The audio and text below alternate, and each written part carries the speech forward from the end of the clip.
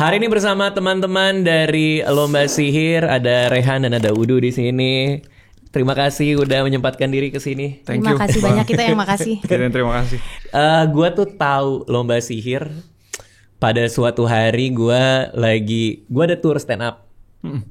Gue lupa pas yang mana ya, cerita sebelku atau cerita sialku di luar kota. Kotanya pun gue lupa. Pokoknya gue lagi di mobil jemputan, terus gue lagi tiduran gini kan, lagi senderan gini. Terus di radio mainin lagu Pak. Terus pokoknya gue tuh gak menyimak banget liriknya karena gue suka ngelamun kan pas di perjalanan. Tapi yang gue inget tuh ada ku cari jalan tikusnya gitu kan. Jarang tuh. Lucu juga nih lagu nih, ada jalan tikus pas di mobil lagi kan. Ini apa emang disuruh nyari jalan tikus? Pas banget. Terus dengerin lagi cari jalan tikus nih.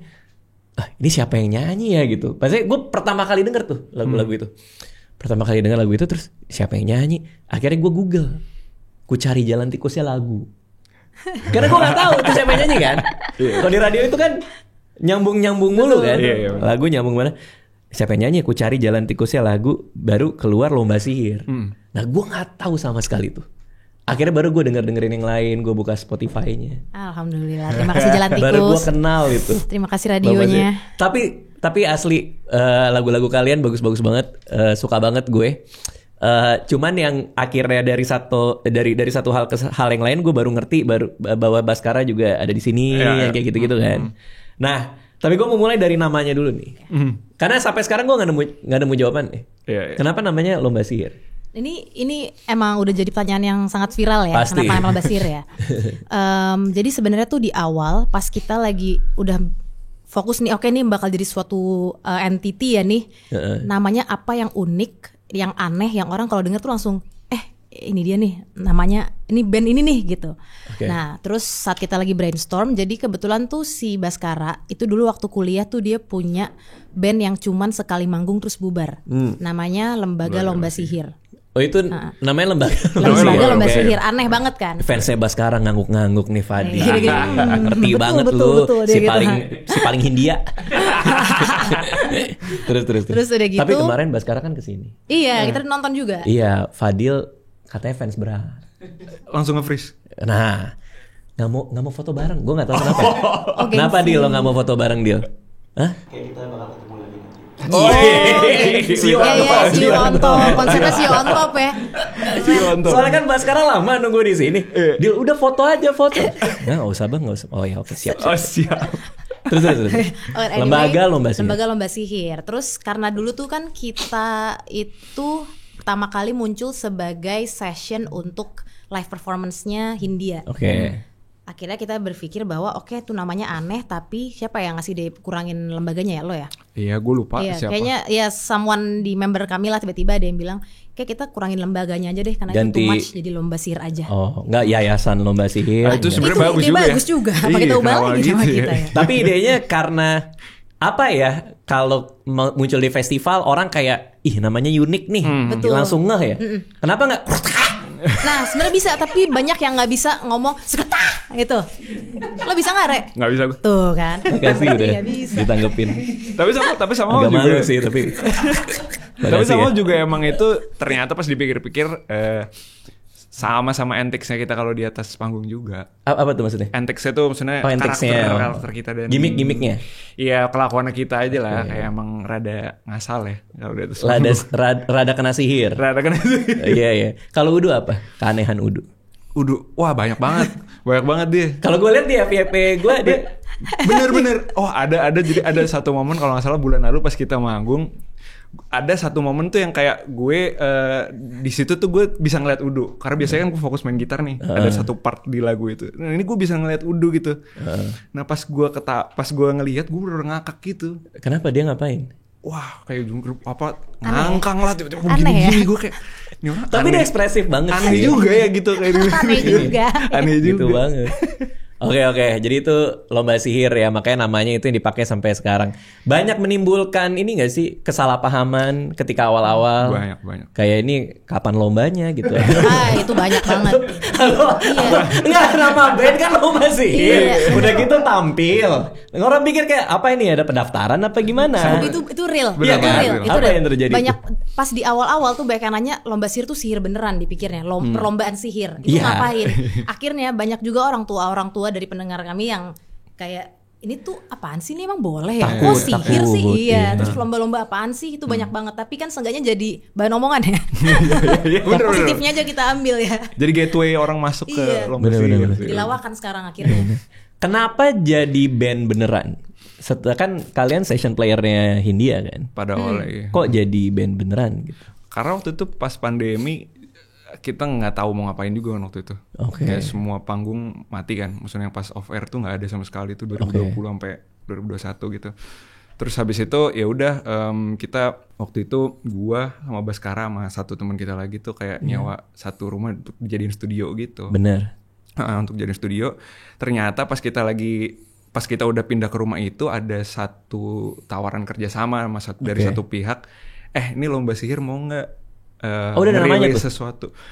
Sebenarnya namanya belum official, cuman orang-orang udah tahu kalau kita tuh berlima tuh sering bareng karena waktu itu di India gitu kan. Karena ada satu tawaran ini kayak ini kayak kita bisa jadiin satu band aja kali ya. Udah kita jadiin satu band, kita bikin album. Ya udah gitu aja sebenarnya, awalnya bener nothing tulus aja. Gue juga nanya Baskara pertanyaan yang sama dan jawaban dia juga itu. Berarti kalian berdua jujur. Berarti sama ya jawabannya. Apa dicocokin? Apa dicocok-cocokin? Ternyata tadi ujian doang tadi ya sebenarnya ya. Ternyata cuma ngetes. Sebelum lanjut nonton videonya, gue mau kasih tahu kalau membership YouTube Raditya Dika telah dibuka. Buat yang mau ikutan support channel ini bisa dengan klik tombol join. Nah, kalau kalian pakai iPhone bisa dengan masukin link ini di browser kalian. Harganya 19.000 per bulan dan semua member bisa dapat badge khusus member dan emoji khusus member. Dan video khusus member sebulan sekali di awal bulan. Dimana gue akan menceritakan behind the YouTube Raditya Dika, kayak cerita-cerita behind the scene dan rencana YouTube ini ke depannya. Gue tag sendiri langsung dari ruang kerja gue. Ternyata yang jangan Cak, Papa habis makan juga, Cak. Highlightnya juga adalah Jackson Wang sih. Dan lucu banget karena dia ekstrovert banget ya. Sementara gue introvert banget, mentok gitu ya. Itu aja, jangan lupa join dan selamat lanjut nonton. Cuma gue tertarik sama lagu yang membuat gue kepincut sama kalian, which is si Jalan Tikus. Itu proses kreatifnya kayak gimana? Dan kenapa judulnya Jalan Tikus?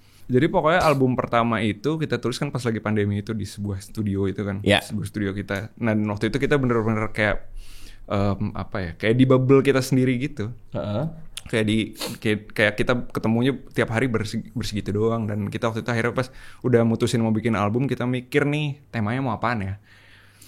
Dan waktu itu pas kita lagi nggak kemana-mana, lagi pandemi, semua aktivitas mati, kita bener-bener wondering, anjir dulu seru juga ya Jakarta tuh kayak kehidupannya tuh meriah dan aktif dan segala macem. Ya udah akhirnya kita coba bikin album tentang di mana tempat kita tinggal gitu. Soal Jakarta.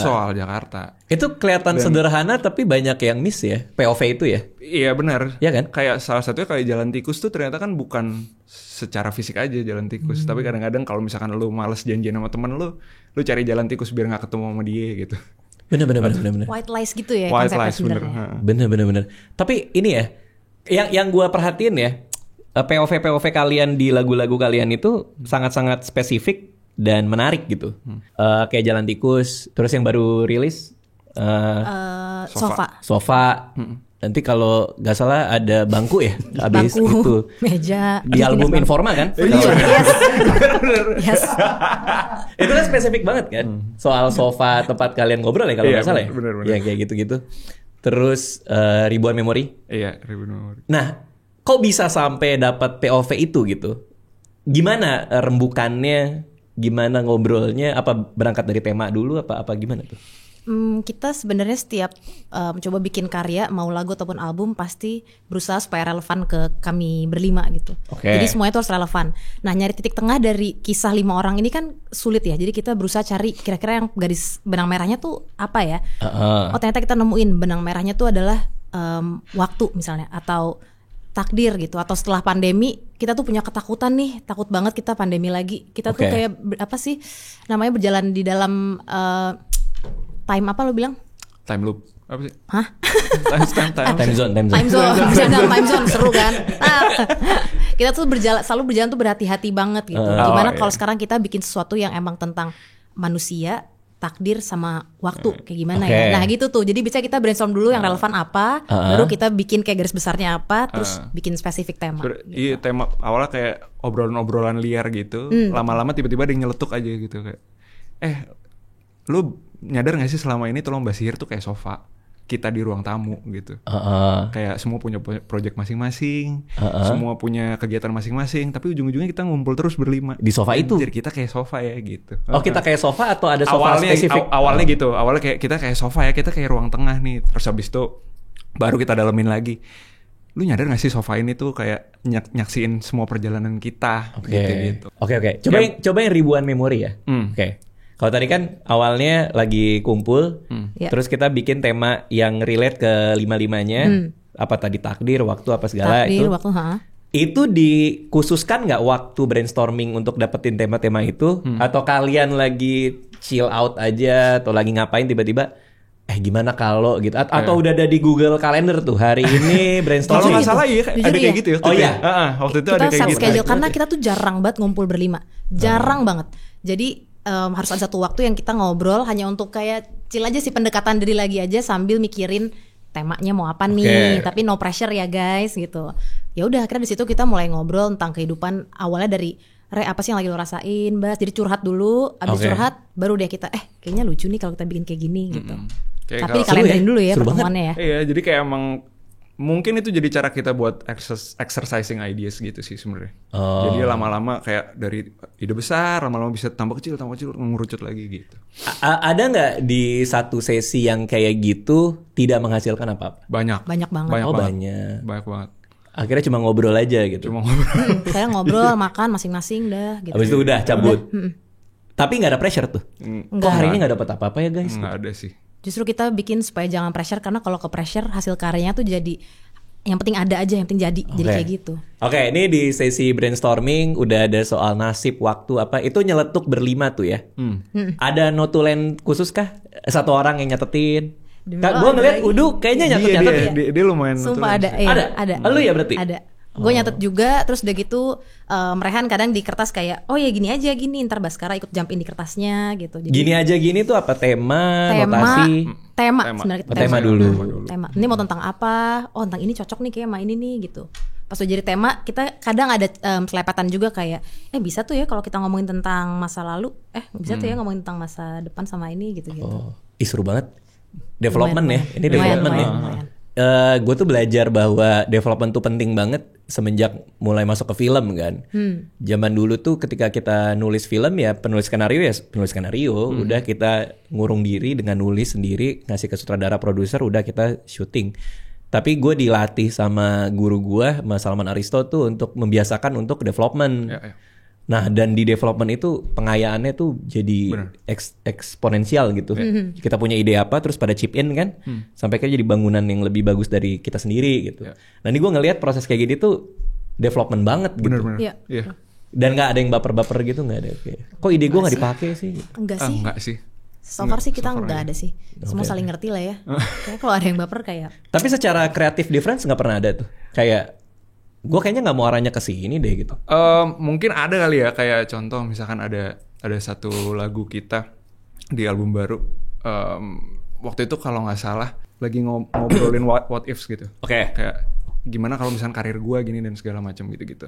Tapi akhirnya pas kita ngobrolin, kayak seru deh kalau misalkan ngomongin what ifs tapi POV-nya dari cinta gitu. Jadi kayak misalkan kayak film Past Lives gitu.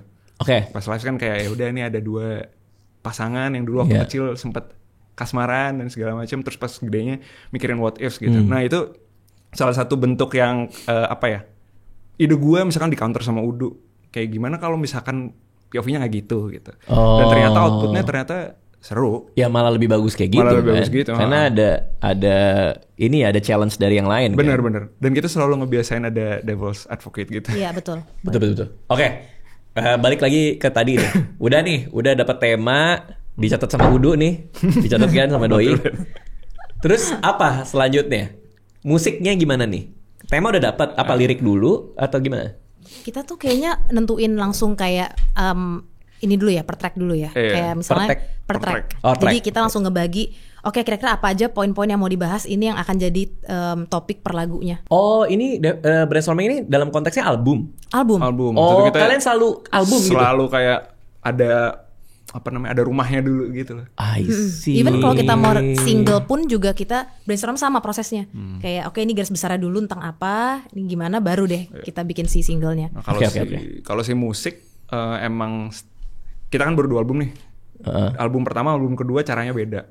Oke. Kalau album pertama itu bener-bener kayak album dari track 1 sampai track 12 tuh kita kayak bahkan musiknya belum ditulis nih, belum kita tulis, kita udah nyoba ngebayangin nih kalau nomor 1 80s pop, nomor 2 disco, nomor 3 elektronik dan segala macam. Kenapa udah masuk ke genre padahal belum ada notasi, belum ada apapun? Karena kita waktu itu bener-bener masih nyari identitasnya.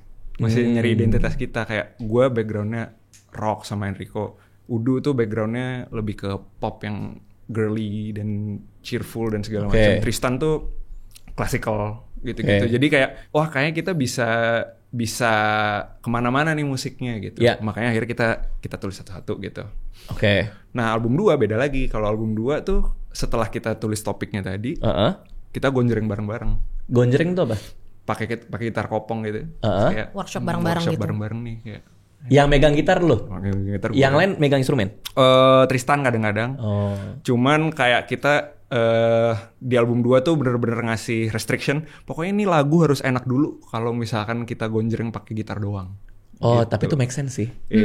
Make sense sih. Karena kan kalian bunch of producer ya. Benar. Kadang ada rasa sebagai produser kan mungkin instrumentasinya gue bikin keren nih. Gue bikin secara skill tuh gini. Tapi itu kalian abaikan semua dulu tuh? Kita abaikan semua dulu. Jadi bener-bener kita tuh selalu di workshop di album kedua ini tuh kayak selalu ngerekam di voice note gitu. Kayaknya lagu udah enak belum ya? Genjrengan dan voice note bersama-sama. Kadang-kadang malah belum ada liriknya. Kayak cuma masih doang. Oke. Buat yang lagu apa? Kita mau pakai contoh yang mana? Sofa kali ya. Kan baru rilis juga kan. Itu gitu genjreng dulu. Setelah dapat tema bahwa kita tuh kayak sofa nih gitu. Genjreng di tempat kalian yang biasa itu. Gue sering lihat tuh kayak ada pintu di sebelah kiri kan? Iya betul. Spesifik banget ya betul. Di sebelah kiri kan? Iya betul. Yang ada hantu Jerman ya di. Kok tahu? Gue doang yang bisa. Habis nonton Jumbo hantu Jerman si Mary. Oke, terus chord dari siapa? Chord biasanya gue sama langsung lo mulai aja nih. Tanpa apapun mulai aja udah. Tanpa apapun berarti kita mulai aja. Gitu. Udu nyeletuk. Terus Udu suka kayak tiba-tiba kita rekam aja dulu. Habis itu baru mulai otret-otret liriknya. Nah liriknya tuh bisa berubah berkali-kali. Bahkan sampai hari rekaman. Hari rekaman. Itu siapa yang iniin lirik? Yang nyelutukin lirik 5-5-nya? 5-5 sih kalau kita. Kadang-kadang tuh bahkan bisa nggak datang dari gua, Udu atau Baskara. Kadang-kadang Enrico kayak bisa nginiin kata apapun gitu. Itu kayak seru tuh kalau kata pertamanya itu gitu.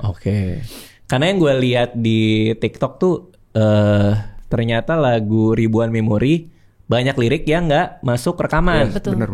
Bener. Itu gimana ceritanya? Kalian mau mentabulasi memori yang ada di core memory kan? Itu artinya itu kan? Bener. Nah terus berarti apa? Tabulasi banyak dulu gitu? Kayak paling itu yang berubah tuh contohnya gini.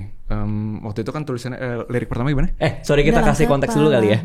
Lagunya kayak gimana lagunya? Dalam kepalamu ribuan memori. Mana yang membuatmu seperti hari ini. Terus habis itu mulai detail kan jatuh pertamamu dari sepeda penampakan hantu. Nah di rumah tua terus draft pertamanya itu sampai pre-chorus tuh detail semua tuh kayak ada apa?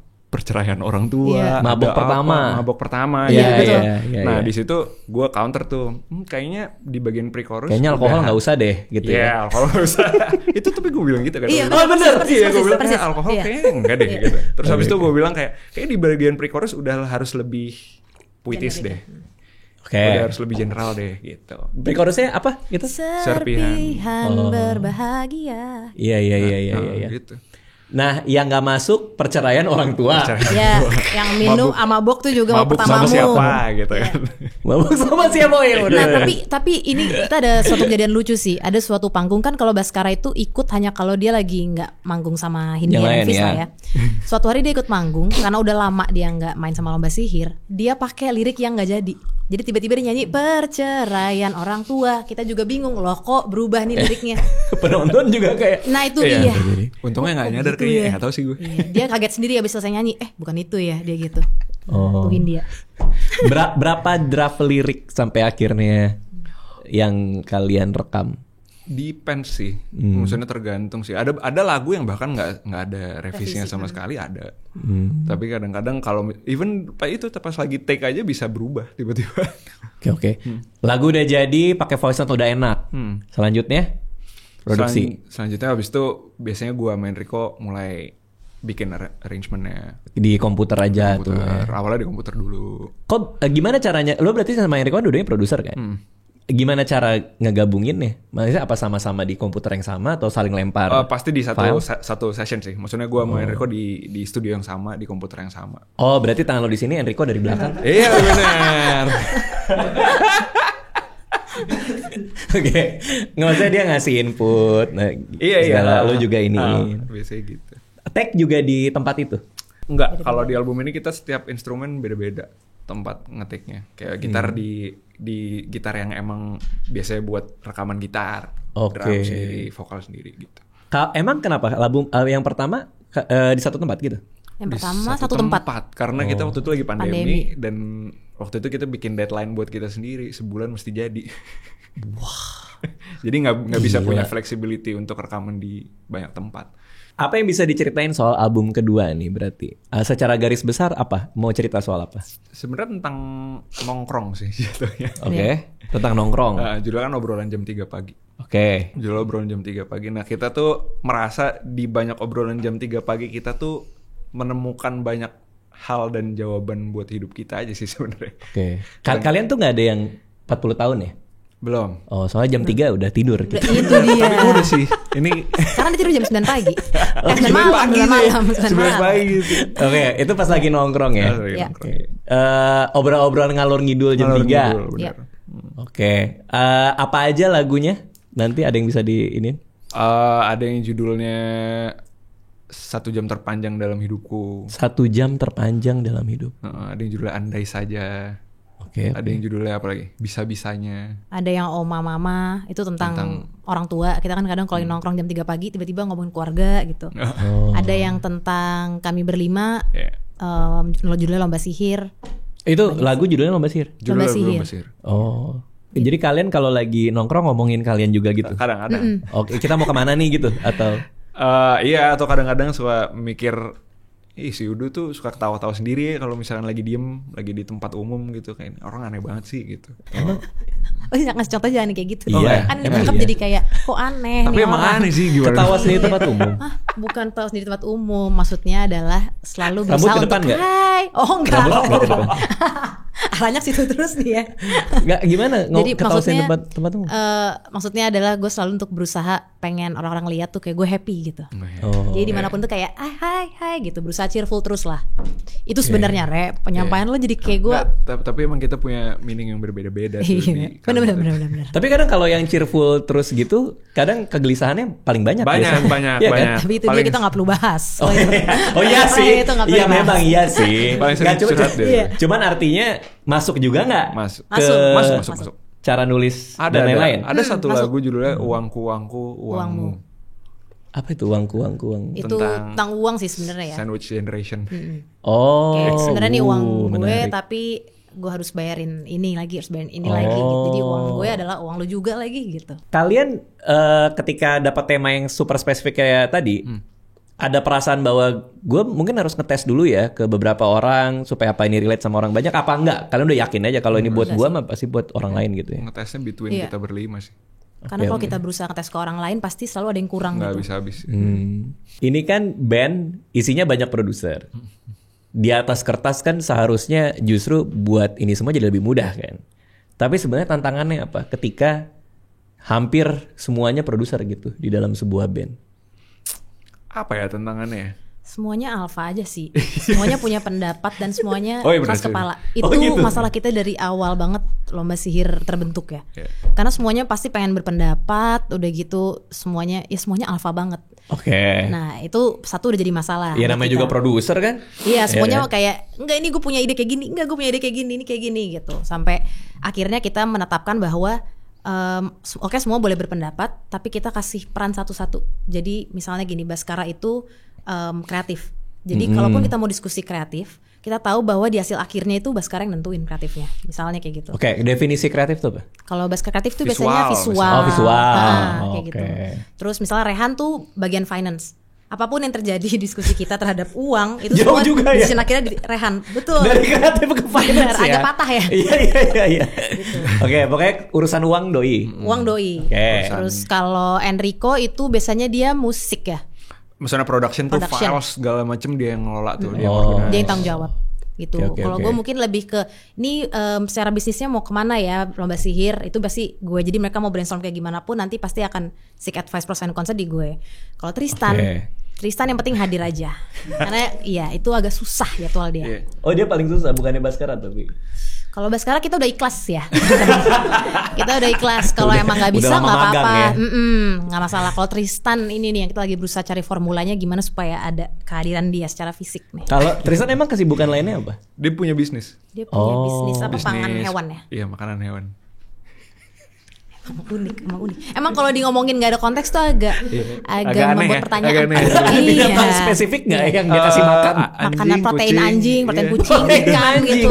Dia Iya. ahli protein anjing. Iya, betul. Iya. Nggak ada Semua lagu hewan. soal itu. Ada.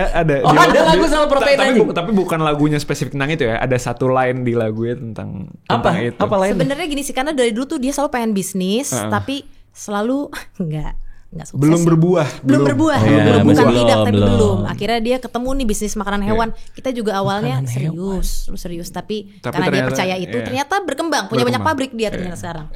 Jadi, Oh iya? Iya benar. Jadi liriknya adalah bisnisnya tak kunjung berbuah. Ada lirik kayak gitu.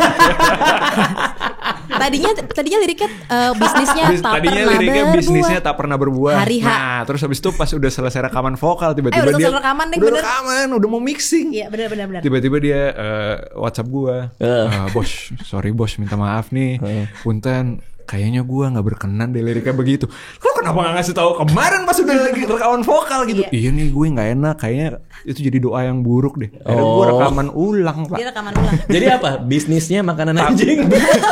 Jadi bisnisnya tak kunjung berbuah. Oh, tak kunjung. Tadinya apa? Tadinya tak pernah berbuah. Oh. Jadi gue biar bener-bener nggak rekaman doa. ulang cuma buat satu Kata. kata itu. Ya mudah-mudahan dia nggak bikin lomba anjing ya. Kayak Nah, itu tuh nanti lucu juga. dia main band sama 4 chihuahua kan. Tapi makanan anjing. Makanan anjing. Dan Lo masih nggak makanan percaya, kucing. lo masih nggak percaya ya. Terlalu random gitu. Emang random banget. Kita pun juga shock. Dulu dia sempat jualan tanaman juga. Ini chicken wings sih. Makanan ini juga makanan kotak-kotak gitu. Iya, Box. iya. Banyak banget. Makanan. Iya. Makanan manusia tadinya. Terus Oh. gagal jadi makan hewan. Gitu Pak sejarahnya. Tapi orang nggak ada yang pernah tahu ya. Ya Iya, kan maksudnya kok bener. tiba-tiba Iya. sukses dengan Bener, itu. Padahal di lagu udah di gituin kan. Iya bener. Gak taunya sukses ya. Oke. Jadi dia dalam posisi yang lagi susah ketemu. Ya. Iya. Tapi sorry nih pas lagi brainstorming pas ada dia bau daging nggak? Enggak, kadang-kadang dia suka bawa produk baru deh. Iya. Guys. Iya. Cobain, Bos guys. boleh nggak foto ini? Gitu. Foto. Kita disuruh Iya, foto sama suruh produknya, Pak. Lucu banget ya.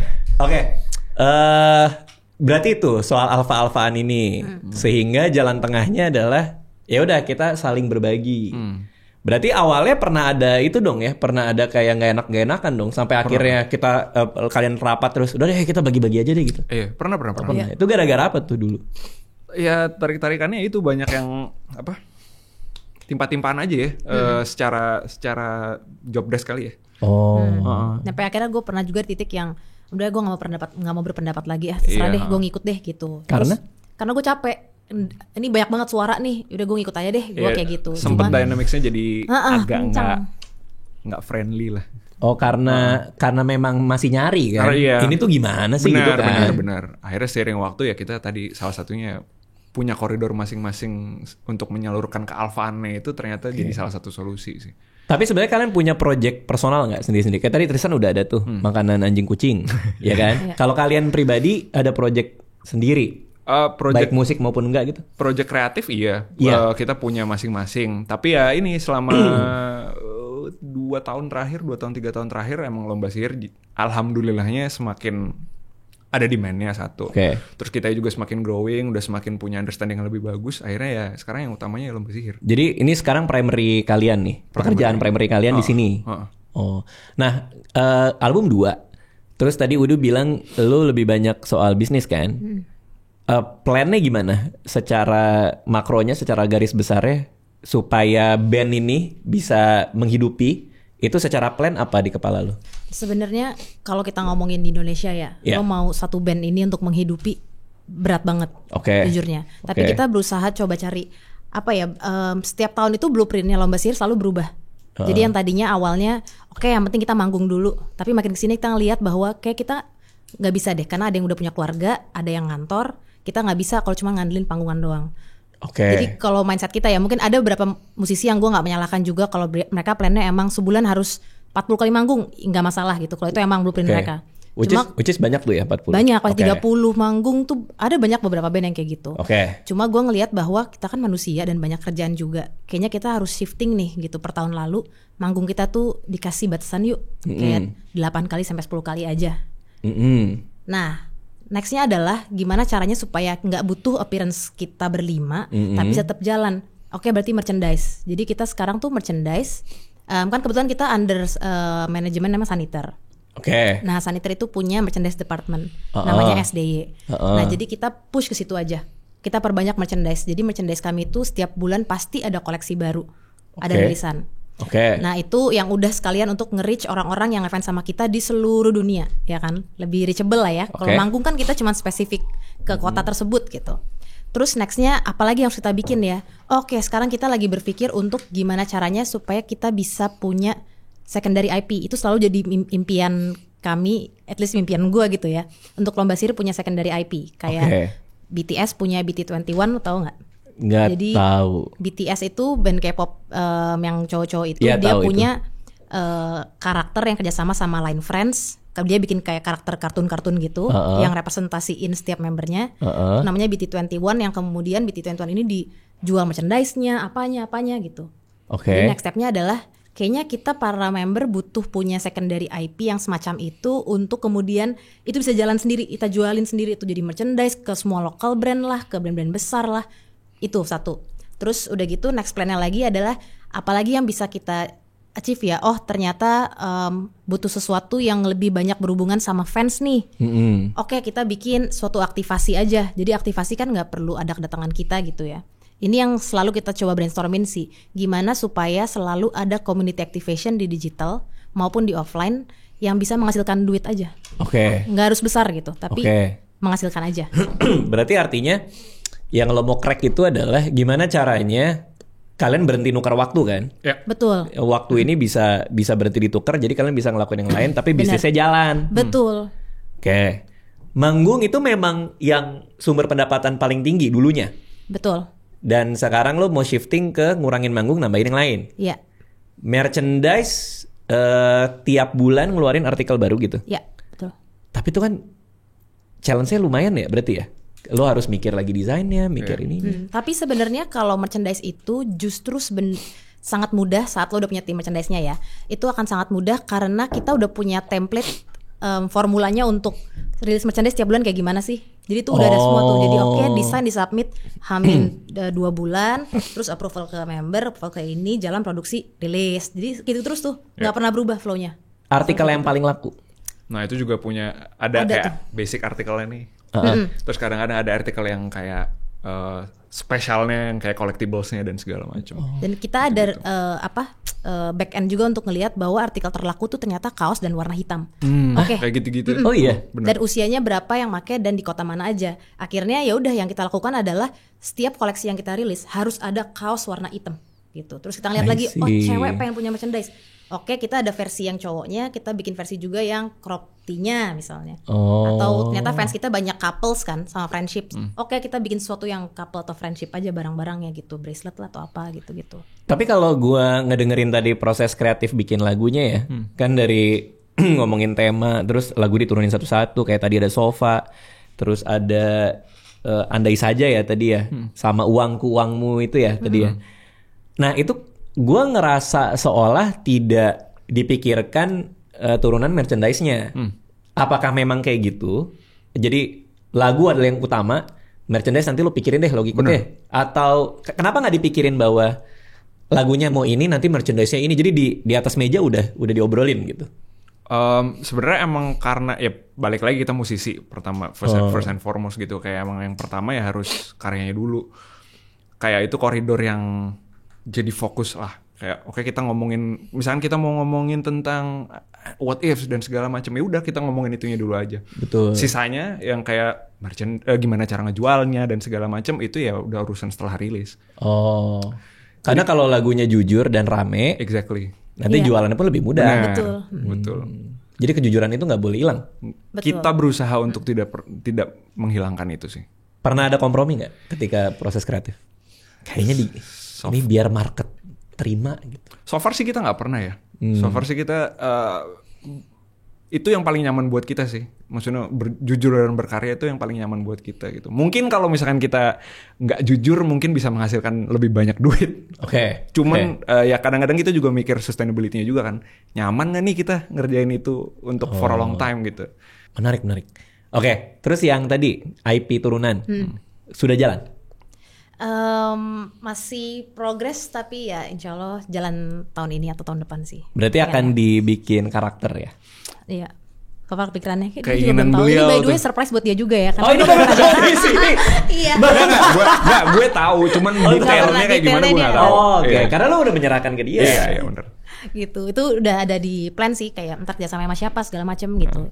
Tapi menurut gue tadi semua plannya masuk akal banget.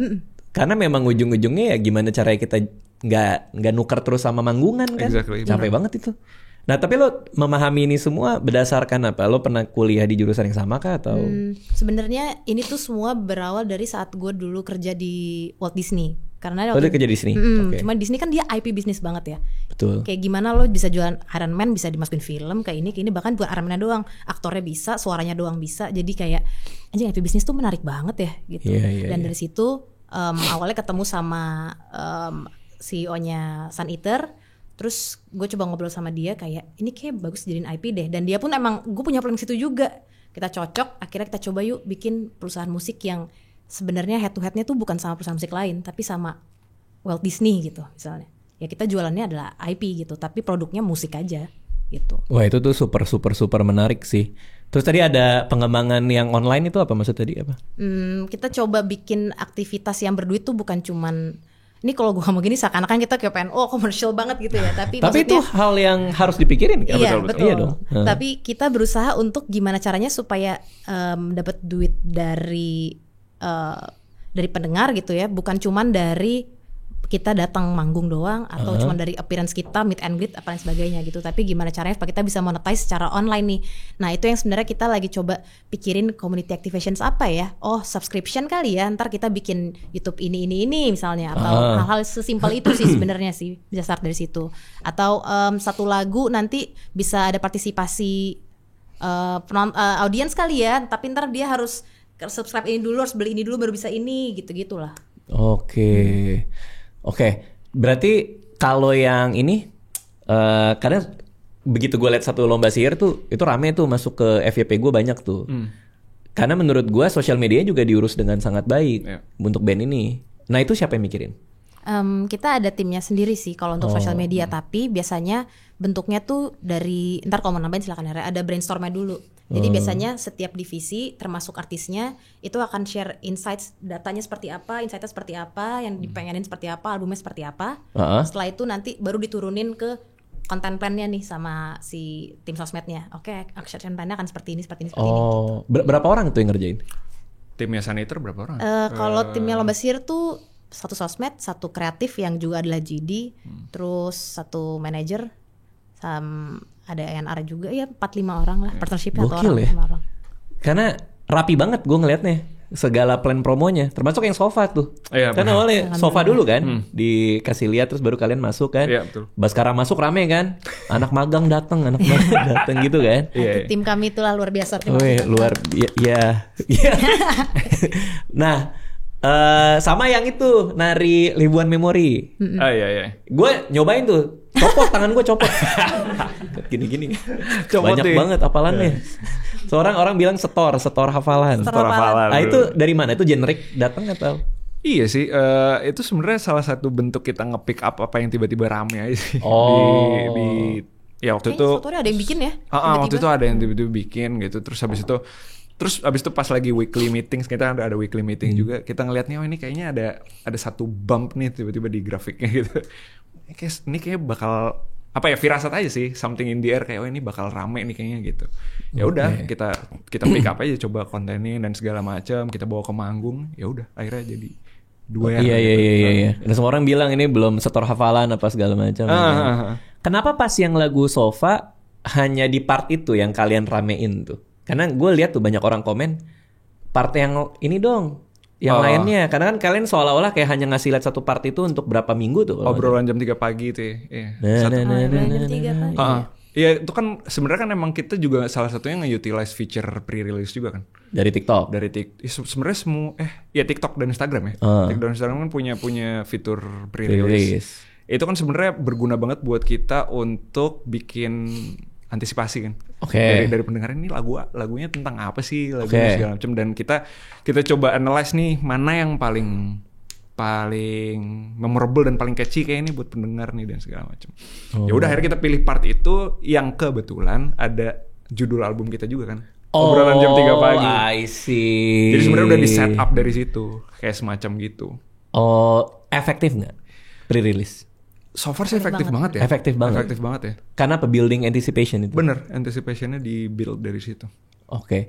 Proses albumnya sendiri, apakah sudah semua lagu keluar atau belum? Waktu itu kan kita satu-satu ya, tiga lagu. Single gitu kan? Ya kalau dihitung dari ribuan memori berarti udah ada 5 lagu yang keluar. Karena rencana 16 lagu, betul. Gokil. Berarti plannya apa nih? Satu-satu dicicil sampai 16? Atau nanti tiba-tiba ada 8 gitu? Langsung kan terakhir singlenya Sofa. Terus next kita langsung rilis albumnya semua. Jadi abis Sofa langsung rilis full? Iya. Langsung rilis abis full. Sofa ada 11 lagu langsung tayang? Iya, langsung tayang. Kapan tuh? Itu 7 Mei. 7 Oh, Mei bentar lagi ya? Bentar lagi. Iya. Itu dia deg-degan. Oke, untuk rilisan album kedua, udah ada target atau udah ada apa gitu kan? Tadi lu bilang deg-degan kan? Ini konteksnya apa nih? Apa soal penerimaan, soal number, soal apa? Deg-degan soal jadwal ya sebenarnya. Karena kita ada tolong nih beberapa pabrik activity makanan ya. anjing ini dikurangin lah produksinya lah. Itu satu. Terus Karena kami kan banyak activity yang akan berjalan setelah album ya. Salah satunya kita akan ada media day juga. Kita akan ada media day. Jadi kalau biasanya orang habis album bikin tour manggung di kota-kota, kita bikinnya tour media sama KOL untuk bikin konten gitu. Di 5 kota. Terus udah gitu kita juga ada plan merchandise untuk album. Kita juga udah ada plan untuk special show. Jadi karena kita nggak ada waktu untuk bikin konser sendiri ya untuk album ini, jadi ya kita tap in ke festival aja untuk ini kita kasih special show ya ke kalian gitu 90 menit gitu. Ya itu persiapannya lumayan. Kalau secara kreatif ya yang deg-degan banyak banget hal baru yang kita cobain lah secara musik di album kedua ini. Yeah. Tapi kita bisa punya ekspektasi benang merahnya sama nggak dengan 5 single yang baru keluar? Kita berusaha untuk less synthetic. Oke, artinya pakai real instrumen gitu. Real instrumen semuanya. Which is beda dari yang pertama. Beda dari yang pertama karena pertama kan misalnya gue gitar gitu, gue nggak punya waktu untuk kayak setup ampli, nginin mic dan segala macam. Semuanya tuh on the box gitu.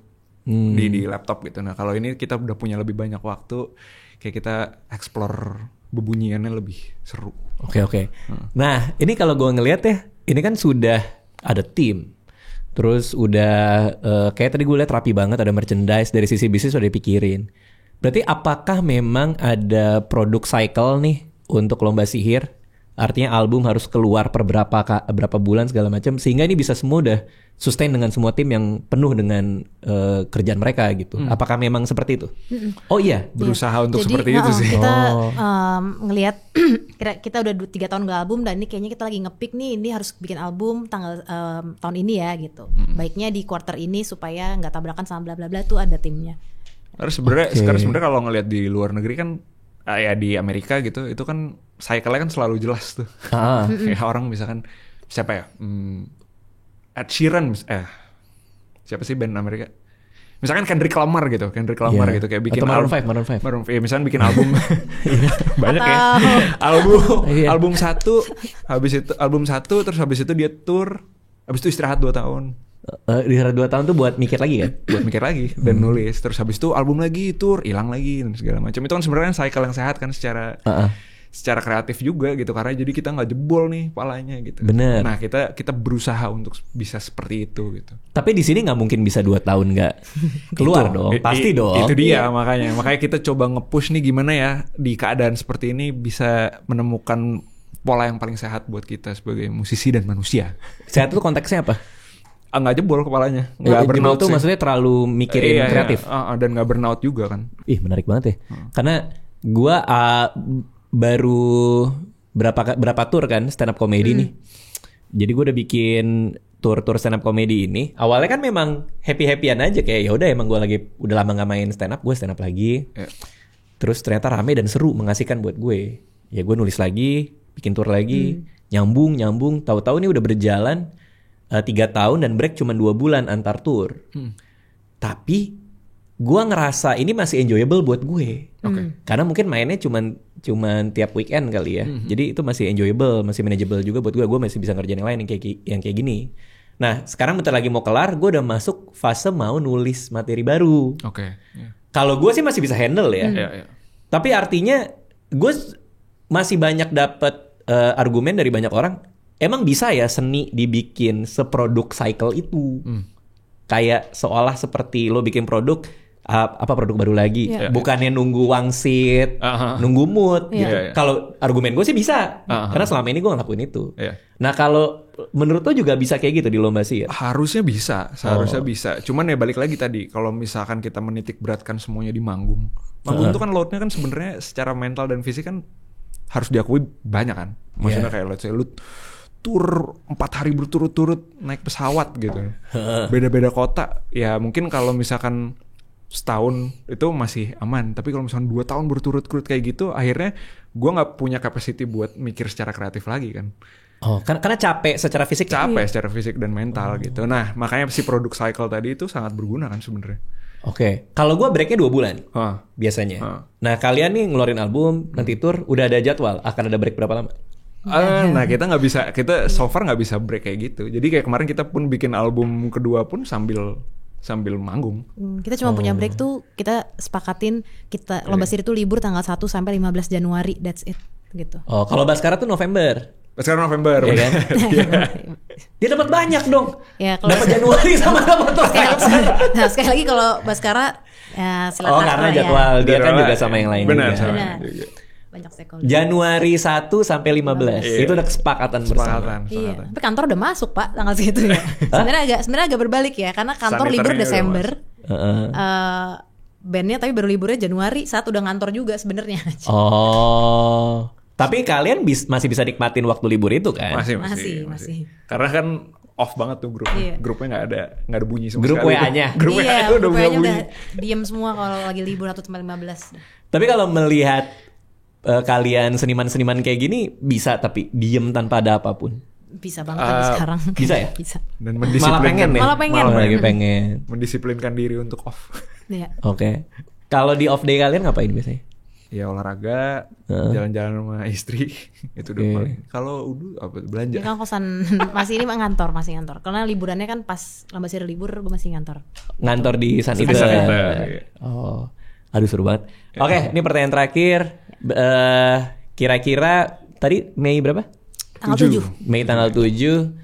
Apa nih ekspektasi kalian untuk album ini ketika pendengar buka Spotify, DSP gitu, terus langsung masuk dari track 1 intro ya kalau nggak salah ya? Intro. Dari intro kalian berharap mereka dapat apa gitu? At least bisa merasakan feeling something aja sih sebenarnya. Karena kita mencoba bahkan buat kita sendiri pun kayak oke, ayo feel something about this album, atau kayak pas kita lagi nulis gitu. Karena albumnya ya sebenarnya tentang kita semua, tentang perjalanan manusia biasa ini sebenarnya. Oke. Untuk mendapatkan rasa yang apapun itu ya ketika mereka lagi denger ya. Kalau Udu apa? Pastinya harapannya bisa diterima dengan baik lah dengan pendengar, itu doang sih. Kita nggak muluk-muluk pengen harus suka, nggak juga, selera masing-masing aja. Yang penting ini kita cuma pengen ngasih, ini udah kerja keras kami yang termaksimal selama setahun, silakan didengarkan, semoga bisa diterima dengan baik. Dan menikmati evolusinya Lomba Sihir sih sebenarnya. Udah ada rencana next video klip? Video klip belum sih so far. Belum. Ya untuk album ini udah ada yang keluar tapi? Sofa udah. Tak ada waktu tepat untuk berita buruk. Selamanya juga udah. Oke. Siap teman-teman, terima kasih udah mampir. Tanggal 7 Mei album terbaru Lomba Sihir bisa didengerin. Thank you sekali lagi. Terima kasih. Terima kasih.